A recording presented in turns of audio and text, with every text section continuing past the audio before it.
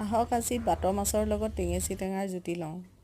প্ৰথমতে মই মাছখিনি এনেকৈ ধুনীয়াকৈ বাছি ল'লোঁ। তাৰপিছতে বাৰীৰ পৰা অলপ টেঙেচি টেঙা এনেকৈ উঠাই ল'লোঁ। ধুনীয়া ধুনীয়া বাৰীত টেঙেচি টেঙা হৈ আছিলে, খাম বুলি ভাবি আছিলোঁ দেই।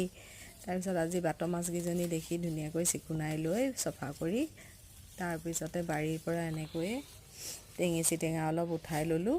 এয়া টেঙেচি টেঙাৰ লগতে কচু কেইডালমানো উঠাই আনিলোঁ বাৰীৰ পৰাই। তাৰপিছত এনেকৈ সতেজ বস্তু খালে মানে স্বাস্থ্যৰ কাৰণেও ভাল, গতিকে মই টেঙেচি আৰু কচু বাৰীৰ পৰা উঠাই আনিলোঁ। তাৰপিছতে কেৰাহী এখন পাতি তেনেকৈ বাছি থোৱা মাছকেইজনী ধুনীয়াকৈ ফ্ৰাই কৰি ল'লোঁ।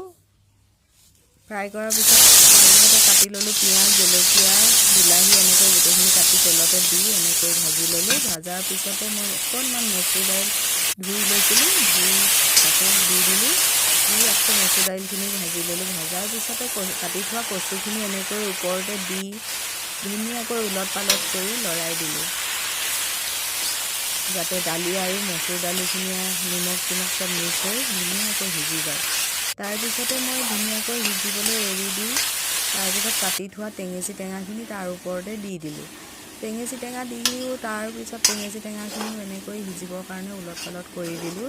ধুনীয়াকৈ ওলট পালট কৰি লৈ ওলট পালট কৰাৰ পিছতে মই ফ্ৰাই কৰি থোৱা মাছকেইজনীও তাতে দি দিলোঁ। তাৰপৰা মাছকেইজনী দিয়াৰ পিছতে উতলাই থৈছিলোঁ পানীখিনি মই তাৰ ওপৰতে দি দিলোঁ। পানীখিনি দিয়াৰ পিছতে ধুনীয়াকৈ উতল আহিবলৈ অলপ টাইম মই তেনেকৈ এৰি দিলোঁ।